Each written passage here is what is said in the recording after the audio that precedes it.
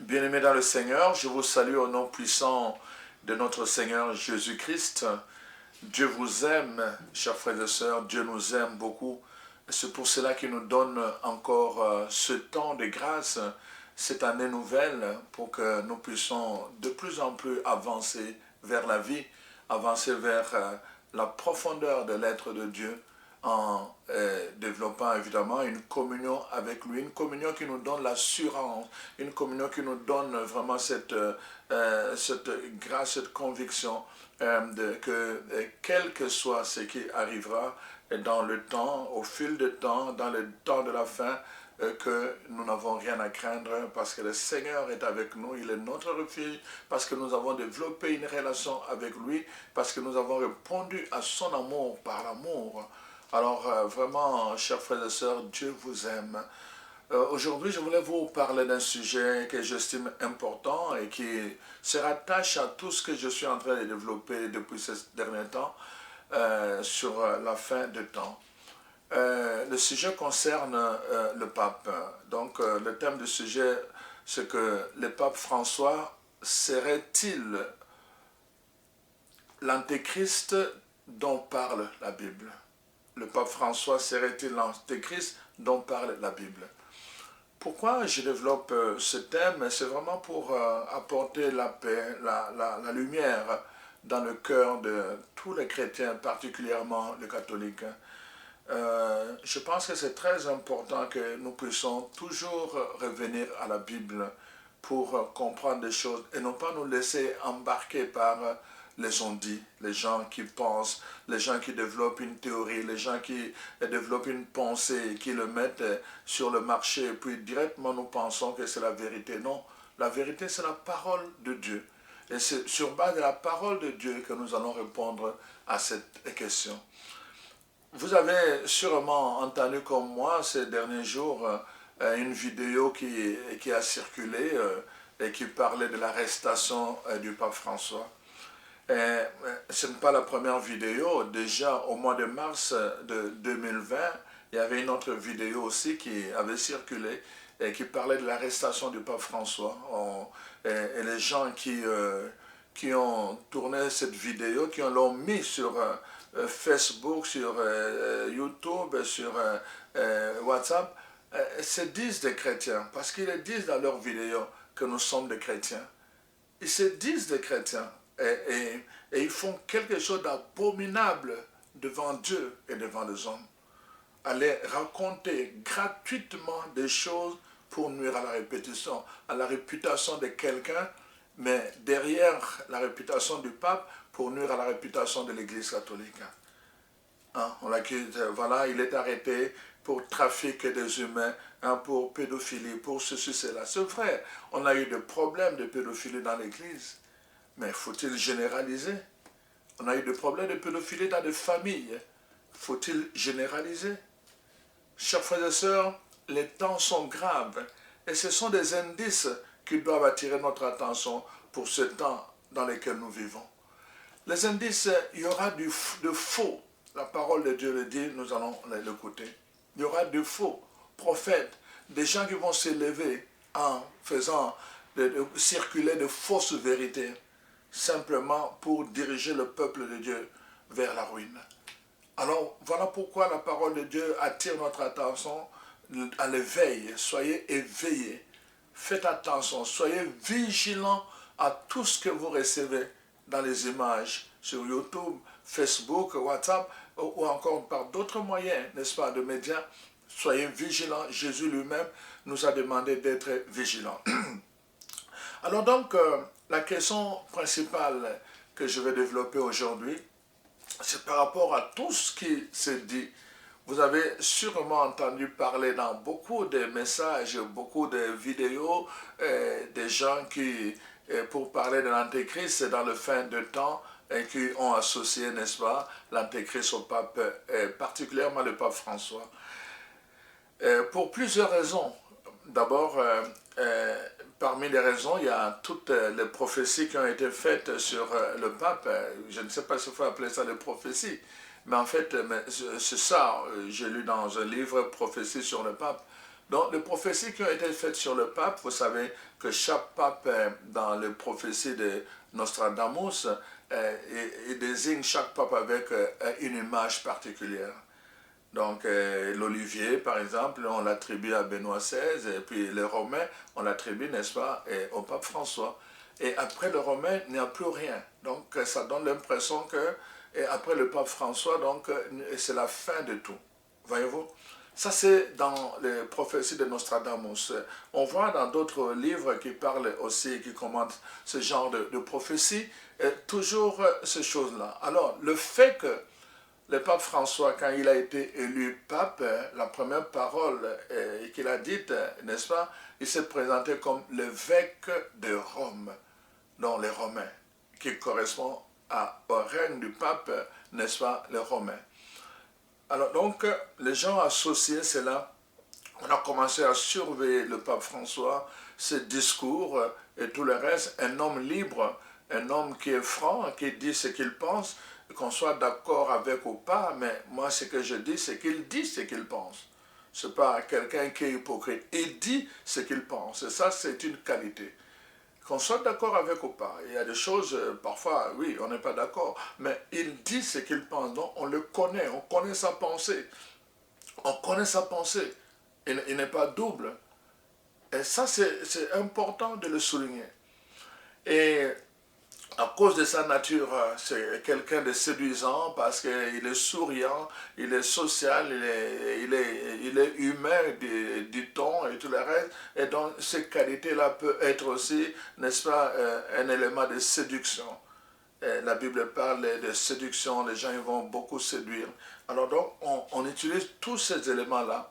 D'autres encore ont utilisé, évidemment, et à propos du chiffre de la bête, les 666, donc ils ont utilisé, je ne sais pas pour quelle raison ils ont utilisé le latin, alors que le texte n'était pas écrit en latin.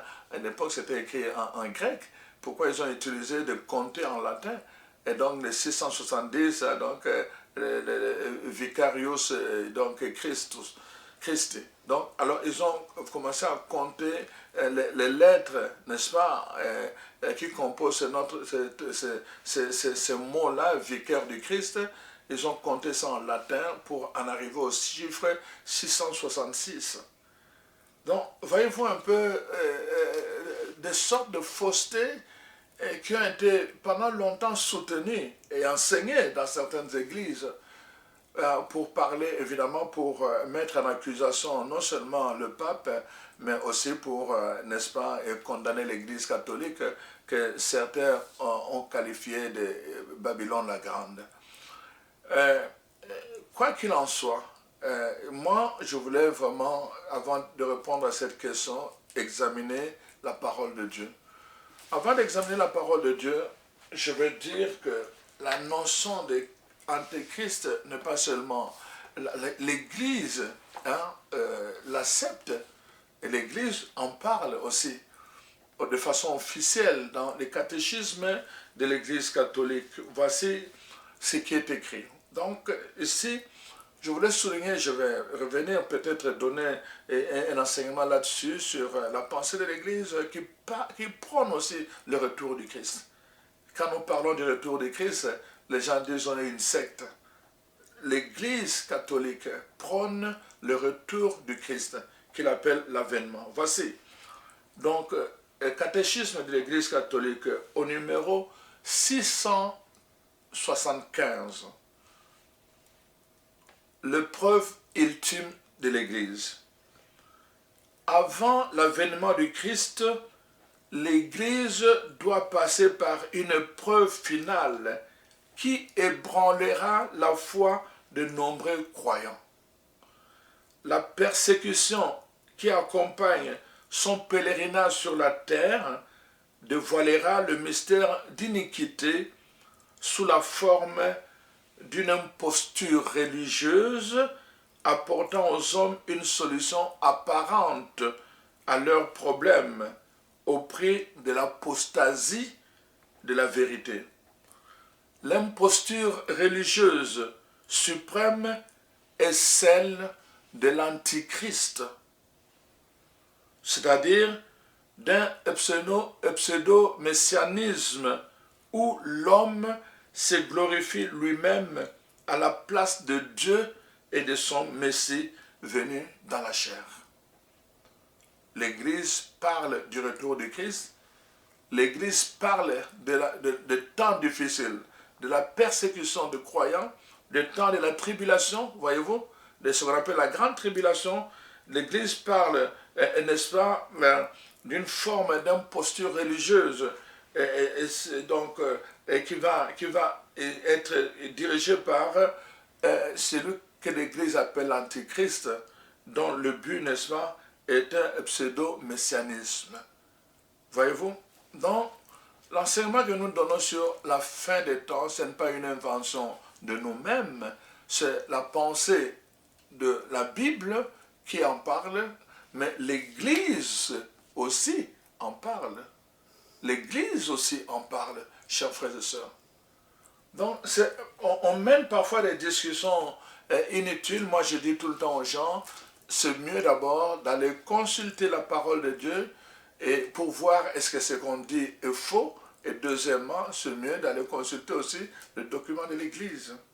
Qu'est-ce que nous disons? Je vous ai dit dans tous mes enseignements, à chaque messe que nous célébrons tous les jours, nous disons qu'il est grand le mystère de la foi, nous proclamons ta mort, nous célébrons ta résurrection, et troisièmement, le dernier, nous proclamons, nous attendons ta venue, ton retour dans la gloire. À chaque messe, nous disons ça. Chaque jour, nous, dans notre foi, nous disons, nous attendons chaque jour ton retour. Chaque jour.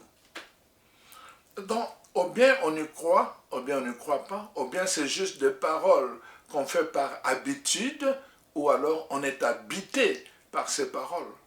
Pour moi, c'est juste cette question-là à laquelle il faut répondre.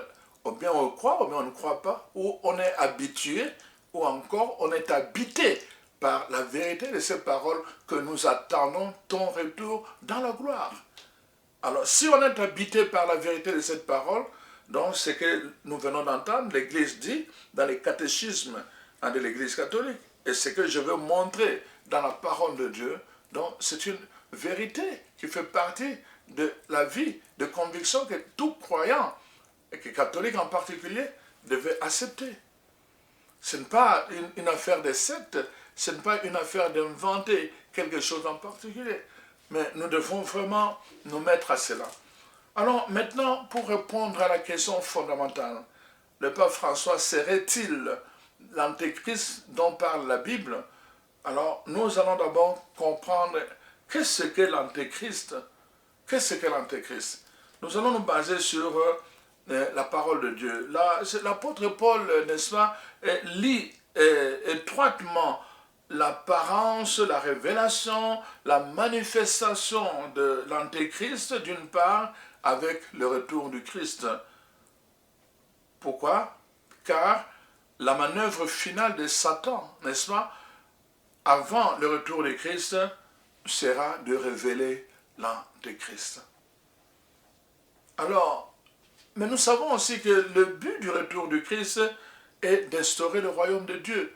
Mais pour instaurer le royaume de Dieu, et cela suppose la destruction du royaume de Satan. Alors, voilà pourquoi l'activité de l'antéchrist consiste justement à s'opposer au plan de Dieu, à s'opposer à Dieu, à s'opposer à son Église. Qu'est-ce que la parole de Dieu nous dit de l'antéchrist? Le mot antéchrist vient de deux mots. D'abord, anti, donc anti, qui signifie contre, n'est-ce pas? On voit contre. Alors donc, et puis Christ qui signifie oint ou Messia, et donc le Messie. Donc on voit que celui qui est contre le Christ ou l'adversaire du Christ, ça c'est, mais il y a deux éléments très importants qu'il faut considérer dans cette notion de antichrist, voyez-vous, parce qu'il y a d'abord la notion de contre, l'adversaire, celui qui est contre le Messie, et son but final est d'installer un faux Messie à la place, le deuxième élément, à la place du véritable Messie. Donc, on est contre et on veut se mettre à la place. C'est pour cela que le catéchisme de l'Église catholique dit dans un messianisme où l'homme prend la place de Dieu. L'homme prend la place de Dieu. On se met à la place de Dieu. Donc, pas seulement on est contre, mais on se met à sa place. Donc, on cherche à recevoir la gloire qui est dédiée à Dieu et on le prend à son compte. Donc, nous voyons bien, c'est très important. L'antéchrist, donc, c'est quelqu'un, un adversaire du Christ, c'est quelqu'un qui est contre le plan que le Christ, donc, de venir instaurer le royaume de Dieu sur la terre, hein, et par la destruction du royaume de Satan.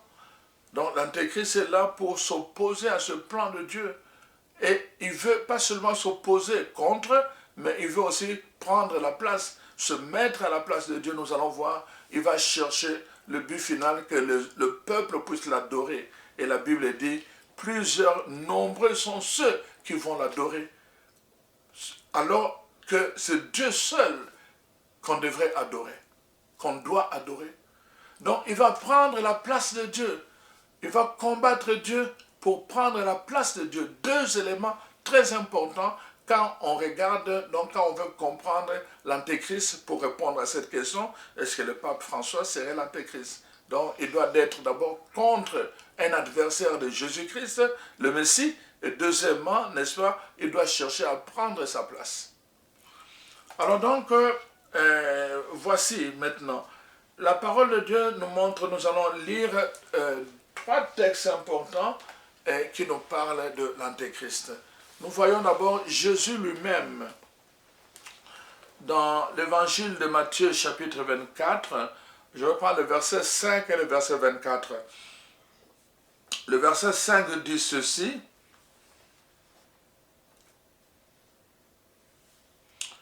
Plusieurs viendront sous mon nom en disant, c'est moi qui suis le Christ, et ils séduiront beaucoup de gens. Donc on voit ici la notion de plusieurs, et nous allons voir plusieurs Christ. Il y aura plusieurs antéchrists, et qui vont venir au nom de Christ, ils vont prendre la place de Christ. Ils vont prendre la place de Jésus-Christ, du Messie. Ils vont prendre sa place en disant, c'est moi, et on nous dit qu'ils séduiront beaucoup de gens. Ils séduiront. C'est pour cela que les gens vont les adorer. Au verset 24, la parole de Dieu dit ceci, verset 24, « Car il s'élèvera de faux Christ et de faux prophètes. Ils feront de grands prodiges et des miracles au point de séduire, s'il est possible, même les élus. » Donc il s'élèvera. Ce sont des gens qui viendront de nulle part, on ne les connaît pas, et ils vont s'élever, donc jaillir du milieu du commun des mortels. Comprenons bien les choses. Ce n'est pas des gens ils vont s'élever. Ils sont au milieu de nous. Ils sont déjà là, mais ils vont s'élever de nulle part, n'est-ce pas, en faisant des prodiges, n'est-ce pas, faisant des grands prodiges et des miracles, au point de séduire, s'il est possible, même les élus. Alors donc, ça c'est le premier texte que la parole de Dieu nous donne à propos, n'est-ce pas, de l'antéchrist. Nous allons voir un autre texte que nous trouvons dans la lettre de Paul aux Thessaloniciens.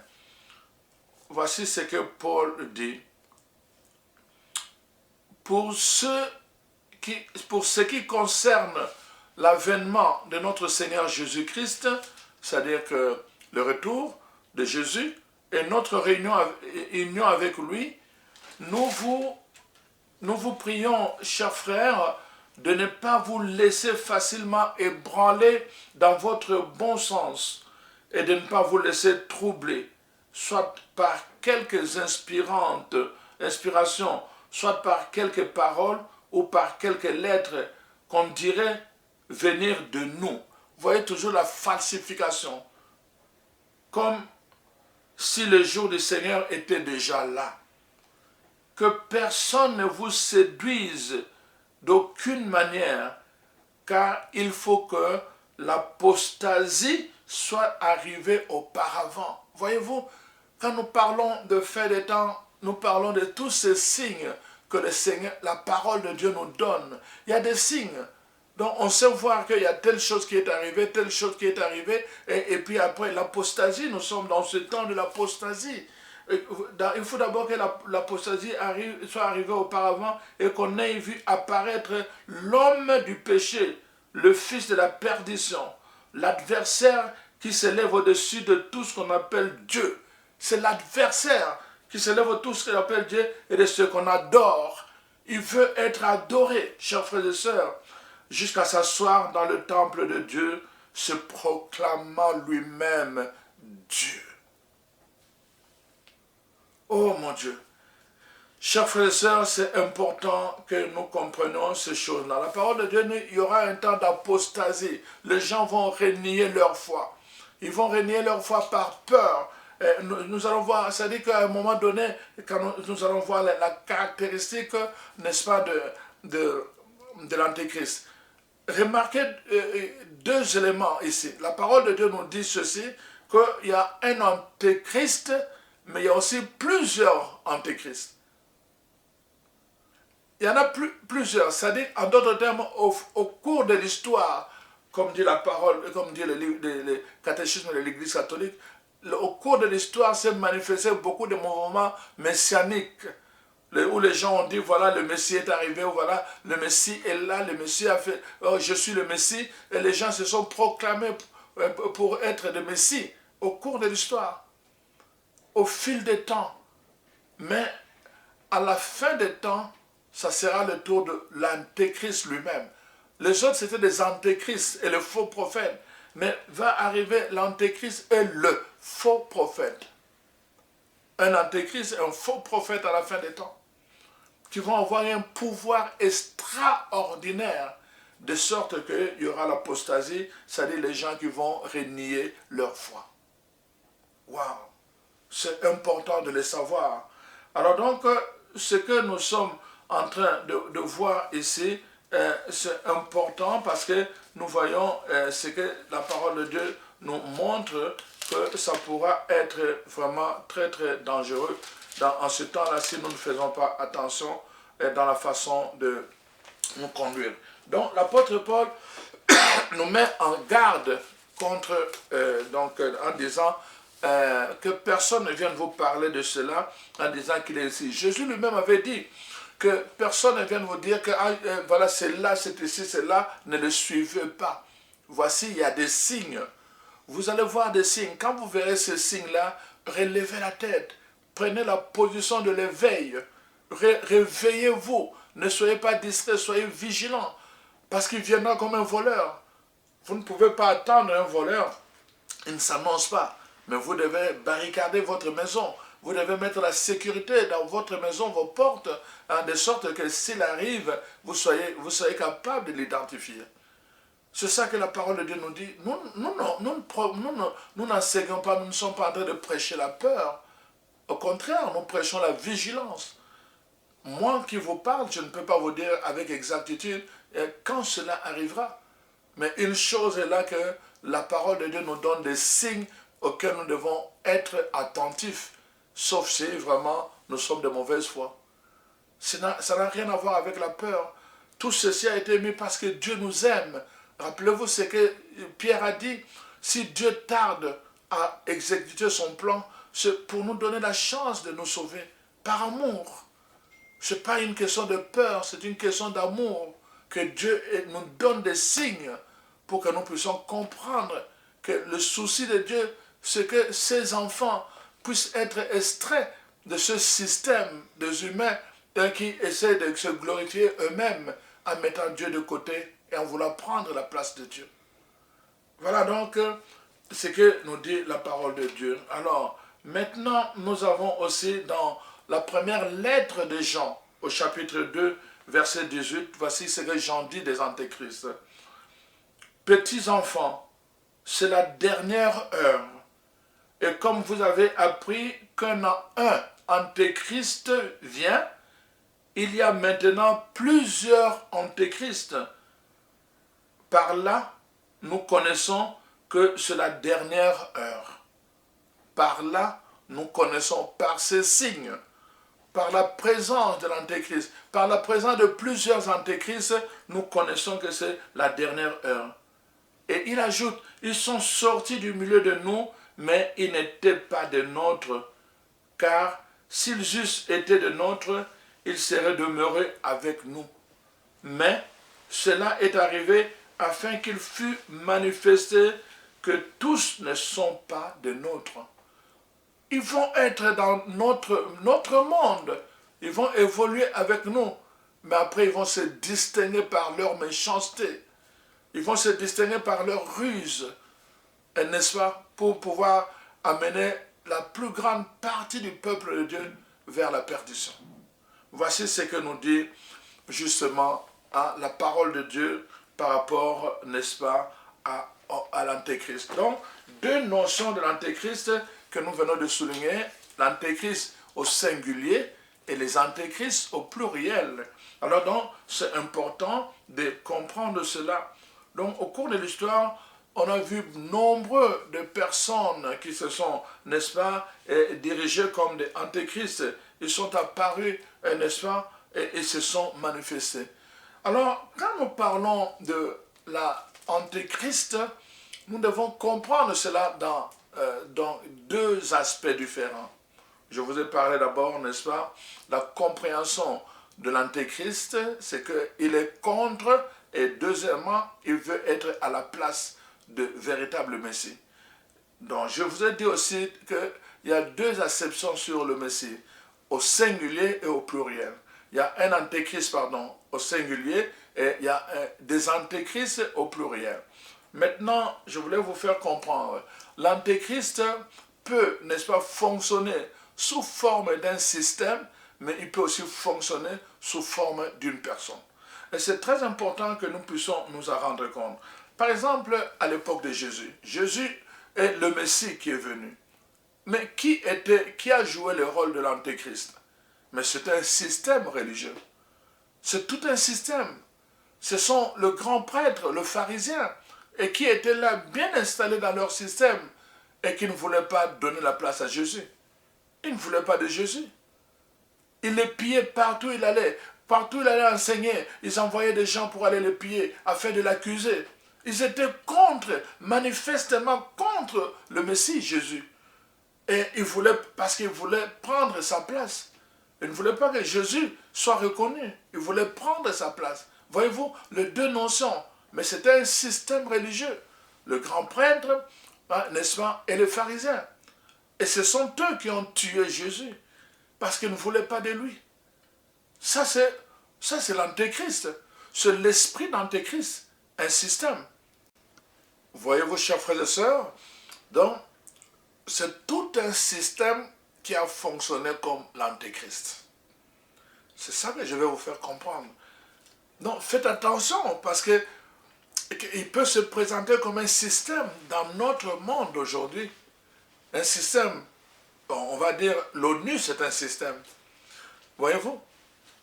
On va dire, aujourd'hui, l'Union européenne, c'est un système. On va dire, voilà, ceci, c'est un système. Donc, c'est très important de comprendre cela. Il peut passer par une organisation, il peut passer par un système, n'est-ce pas, pour inoculer l'esprit de l'antéchrist. Mais il peut passer aussi par une personne.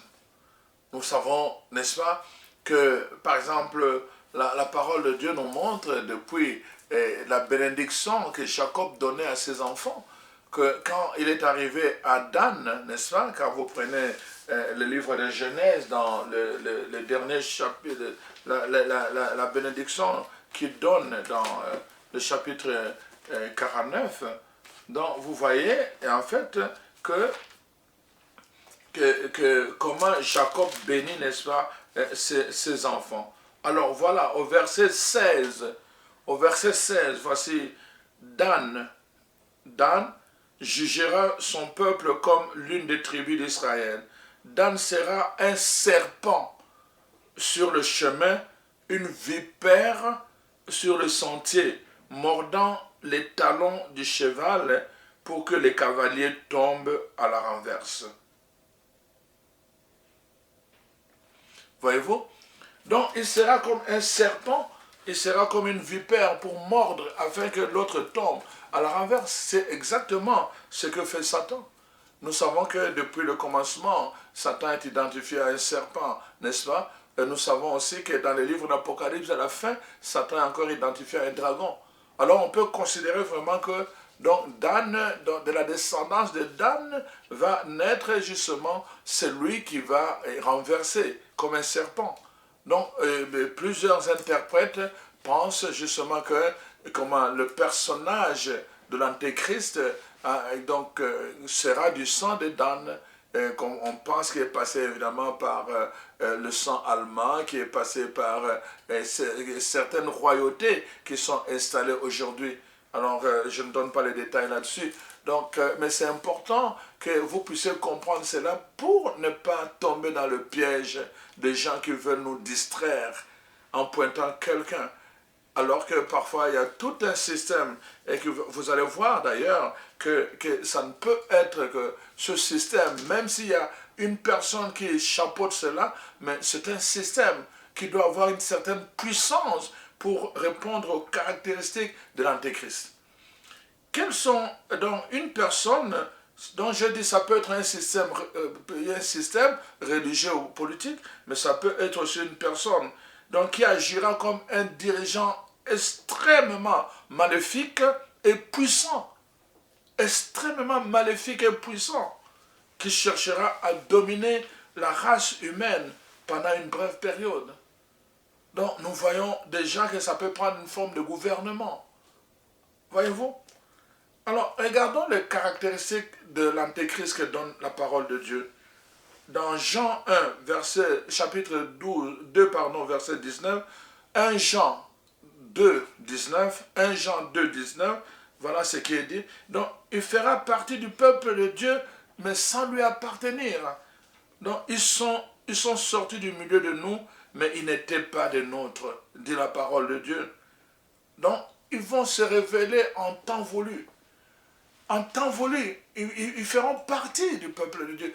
Ils vont vivre au milieu de nous. Parfois, on va le voir, mais ils vont se distinguer comme personne. Je vous ai dit qu'ils vont chercher à dominer la race humaine pendant une brève temps et comme une période, mais de façon maléfique et puissante.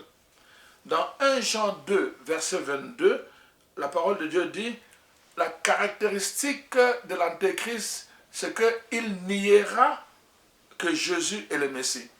Parce qu'il s'oppose à lui. Parce qu'il est contre lui, il ne peut pas accepter que Jésus est le Messie. Voyez-vous? Il ne peut pas accepter que Jésus est le Messie, c'est-à-dire le oint que Dieu a envoyé pour sauver l'humanité. Nous savons beaucoup de religions qui sont des systèmes, n'acceptent pas Jésus. Il y a plusieurs religions qui n'acceptent pas que Jésus est le Sauveur. Il y a plusieurs religions qui n'acceptent pas que Jésus est le Messie. Donc, on sait, la parole est en train de nous montrer des indices qui caractérisent l'Antéchrist. Alors, 1 Jean 2 toujours dit, il niera la relation entre le Père et le Fils. Donc, il ne croira ni au Père ni au Fils, n'est-ce pas, au sein de la Trinité. 1 Jean 4 dit, il va nier que le Messie est déjà venu. Peut-être il peut dire, il viendra, mais qu'il est déjà venu. Nous le savons, et nos frères juifs, jusqu'à présent, ils n'acceptent pas que le Messie est déjà venu. Mais nous proclamons que le Messie est venu. Nous célébrons, les papis compris, Noël chez nous se rappelle que le Messie est né. Il est né, le divin enfant. C'est ça que nous chantons à Noël. Le Messie est déjà venu au milieu de nous. Et nous rappelons ça chaque année à travers la fête de Noël. Mais l'Antéchrist niera cette vérité, que le Messie est déjà venu. C'est la parole de Dieu qui l'a dit. Voyez-vous, dans 2 Thessaloniques, n'est-ce pas, chapitre 2, verset 3, il est dit ceci, il sera l'homme du péché, l'homme inégal, l'incarnation de la rébellion contre Dieu. La rébellion contre Dieu, donc on va voir dans ces attitudes une rébellion contre Dieu. Il ne va pas aimer la prière, il ne va pas aimer la parole de Dieu, il ne va pas aimer le peuple de Dieu, il ne va pas aimer tout ce qui est de Dieu. Ça sera une rébellion claire. Et il va susciter le peuple de Dieu, n'est-ce pas? Et tout ça. Nous voyons aujourd'hui de plus en plus avec certains mouvements comme, n'est-ce pas, comment la franc-maçonnerie et autres, beaucoup de choses, ils refusent cette notion de Dieu. Aujourd'hui, ça passe même devant la télévision. Les gens qui passent là pour remettre en cause la notion de Dieu.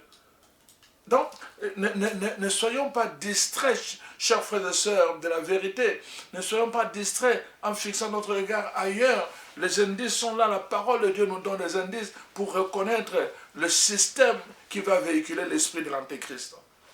Donc, voyez-vous, alors, dans Apocalypse 13, verset 1, jusqu'au verset qui suit, verset 6, et on parle de la bête. Il aura la forme de la bête, c'est-à-dire une personne qui va se conduire comme une bête sans sentiment. Ah, la bête, quand elle a faim, il dévore, c'est comme ça. Mais une bête méchante, comme une bête méchante, il va s'élever et à qui Satan va donner du pouvoir et de l'autorité, de la puissance, afin qu'il exerce la domination, pour dominer sur les hommes, et ce, afin que la finalité, il va dominer sur les hommes pour que les hommes adorent Satan. De plus en plus, vous voyez, il y a des églises sataniques qui sont en train de surgir, et quel gouvernement les empêche? Aucun gouvernement. De plus en plus. Et la parole de Dieu dit, il va exercer une domination pour que, n'est-ce pas, les hommes adorent Satan. Et c'est ça, ils vont prendre de la place de plus en plus. Ils vont prendre de la place. Et quand on sait que beaucoup de politiciens, malheureusement, sont, je dis malheureusement, mais c'est une question de choix, sont là-dedans, alors vous comprenez que ça va être un canal facile pour véhiculer l'esprit de l'Antéchrist. Alors donc, convaincus qu'ils ne peuvent pas résister à la bête, n'est-ce pas, que ça ne vaut même pas la peine, c'est inutile de lui résister ou de se battre contre la bête, alors les gens vont préférer l'adorer. Ils vont préférer l'adorer. Les gens ne vont pas vouloir se battre. Les gens ne vont pas... Je vous ai déjà raconté un songe que le Seigneur m'a donné en révélation dans une ville où j'étais. Tout le monde était à genoux devant la bête, devant un homme qui se faisait passer pour Christ. Il avait l'épée dans ses mains et il avait obligé tout le monde de se mettre à genoux pour l'adorer. Et moi, je descendais avec 3 personnes. Et puis là, il nous avait descendu. Vous aussi, venez vite, venez m'adorer. Alors, je dis aux autres, je dis, mais non, on ne peut pas t'adorer. Il dit, non, je suis Christ, venez m'adorer. Ça, c'est dans mon songe. Je dis aux autres, je dis, non, Jésus ne peut pas imposer aux gens de l'adorer. Ça sera un sentiment naturel de reconnaissance. Ceux qui vont le reconnaître vont se mettre à genoux comme dans les évangiles. Quand Jésus a fait le miracle aux noces de Cana, à la fin du miracle, les apôtres se sont mis à genoux et l'adoraient. Dans la barque, quand il a commandé au vent et le vent s'est arrêté, les apôtres se sont mis à genoux pour l'adorer. Jésus ne leur a pas demandé de l'adorer. C'était un mouvement naturel de la reconnaissance des gens en lui qui est comme Dieu à cause de ce qu'il faisait. Mais lui, le géant là, il avait imposé à tout le monde de se mettre à genoux pour l'adorer. Et j'étais peiné de voir que la majorité, toute la ville était à genoux, dans toutes les rues, en train d'adorer ce géant-là. Il le prenait pour Christ. Et nous avons commencé à fuir à 3. J'ai dit aux autres, fuyons, ce n'est pas le Christ. Et les autres sont restés à genoux, il nous a poursuivis. Il nous poursuivait, il était tellement géant que nous faisions 10 mètres, lui poser juste un pied et il était là. Et on fouillait encore, on fouillait. Jusqu'à un moment donné, on a tellement fouillé, pour résumer l'histoire, que dans le côté où il était, c'était comme une ombre, comme si le soleil était ombragé par le nuage. Et on a fui à un moment donné, on a traversé une zone où le soleil était tout plein, la lumière était brillante. Quand on a traversé cette zone-là, lui, le faux Christ n'a pas su traverser. Il est resté de l'autre côté. Et c'est comme ça qu'on a été sauvés. Ce songe me revient encore. Vraiment, j'ai pleuré. J'ai été peiné de voir que tout le monde, sans discernement, s'est mis à genoux pour l'adorer simplement parce qu'il leur a dit qu'il était Christ. Et c'est ça. Pourquoi? Parce qu'il avait une épée dans ses mains. La parole de Dieu dit, les gens vont avoir le sentiment d'impuissance, ils vont penser que c'est inutile de lui résister, et alors ils vont se mettre à genoux pour l'adorer. Alors voilà, au chapitre 13 de l'Apocalypse, versets 6 à 7, on nous dit, l'Antéchrist va proférer des blasphèmes contre Dieu, contre le nom de Dieu et contre son tabernacle. C'est important tous ces signes qu'on donne de l'Antéchrist. Alors non, il va proférer les blasphèmes. Donc la parole de Dieu nous dit, il lui fut donné de faire la guerre aux saints. Il va faire la guerre aux saints. Ceux qui vont demeurer fidèles, ils vont être persécutés. Il va leur faire la guerre, il va les rechercher. Vous serez recherchés si vous acceptez ce message. Vous serez recherchés si vous acceptez ce message. J'écoutais encore les discours de Sarkozy il y a quelques années, quand il était président. Il a dit, écoutez, pour établir le nouvel ordre mondial, nous allons l'établir, nous allons imposer les lois. Et il a dit, et personne, il a répété, je dis bien, personne ne pourra y échapper. Il a dit ça, personne, et il a répété, je dis bien, personne ne pourra y échapper. Dans leur plan, personne ne doit échapper. Et la parole de Dieu dit, il fera la guerre au sein de Dieu. Vous devez vous préparer à cela, chers frères et sœurs. Ne prenez pas à la légère le message que nous vous adressons. Donc voilà comment va... Et toute la terre entière l'adorera, sauf ce que Dieu se choisit lui-même. La terre entière, la majorité, comme ce que j'ai vu dans le son, des gens nombreux vont adorer la bête. Donc, voyez-vous, l'Antéchrist n'agira pas dans le secret, mais ouvertement. Ouvertement. Donc, dès qu'il va s'élever, et dès qu'il va surgir au milieu du peuple, il va s'élever par la main de fer, il va se distinguer, il va se manifester, mais il va séduire aussi par des miracles. On dit bien par des miracles et des prodiges. Il fera des prodiges, il fera des miracles. Bien sûr, étant donné que l'Église est les remparts donc, de la vérité, c'est-à-dire là où il protège la vérité contre l'erreur, Satan cherchera à l'infiltrer afin de pouvoir progresser avec son aveuglement. Il va infiltrer l'Église. On va voir à l'intérieur de l'Église, toutes les églises d'ailleurs. J'écoutais le témoignage d'un pasteur qui disait comment il était dans l'occultisme, alors mais il est entré dans une église et puis là il donnait beaucoup d'argent, il était fidèle et on lui a donné des responsabilités dans l'église. Et dans toutes les églises, on a vu dans l'église catholique combien parfois des évêques, des cardinaux, et qui parfois qui ont eu des prises avec la franc-maçonnerie et tout le reste. Donc la Bible, ils vont infiltrer, parce que l'église, n'est-ce pas, comme je vous l'ai dit, c'est très très important, ils vont l'infiltrer, parce que l'église est le rempart de la vérité. Alors donc, il n'y a rien de nouveau. Pourquoi? Parce qu'ils doivent essayer de aveugler. Le prince de ce monde veut aveugler, n'est-ce pas, le peuple de Dieu pour qu'il ne voit pas la lumière de la vérité. Et c'est ça le but, voyez-vous. Alors donc, il y aura une seconde bête dont il est question dans Apocalypse 16. Apocalypse 16, verset 13, Apocalypse 19, verset 20 et Apocalypse 20, verset 10. Il y aura une seconde bête, n'est-ce pas? La parole de Dieu nous dit qui ressemblera à un agneau, hein, l'imitation du Christ, n'est-ce pas? Mais qui portera, qui parlera comme un dragon. Voyez-vous, il va avoir la ressemblance d'un agneau, mais il parlera comme un dragon. On voit le serpent, la lignée de Dan, n'est-ce pas? Donc un dragon, le serpent, Satan. Donc cette deuxième bête est aussi appelée le faux prophète. Il va être comme le Christ, mais il parlera comme, n'est-ce pas, un dragon. Et il séduira lui aussi. Il séduira par quoi? Grâce au miracle qu'il accomplira. Apocalypse 13, versets 13 à 14. Donc sa mission sera de forcer les gens à accepter la première bête qui est l'Antéchrist, en contrôlant le pouvoir des gens, le pouvoir d'achat, le pouvoir de vente, grâce à la marque de la bête, n'est-ce pas? Ce qui suggère naturellement qu'il s'agira d'un pouvoir politique. Pour contrôler le pouvoir d'achat et de vente, nous avons maintenant déjà affaire ici à un pouvoir politique, à une organisation, un système politique, organisation, ce qu'on appelle le nouvel ordre mondial.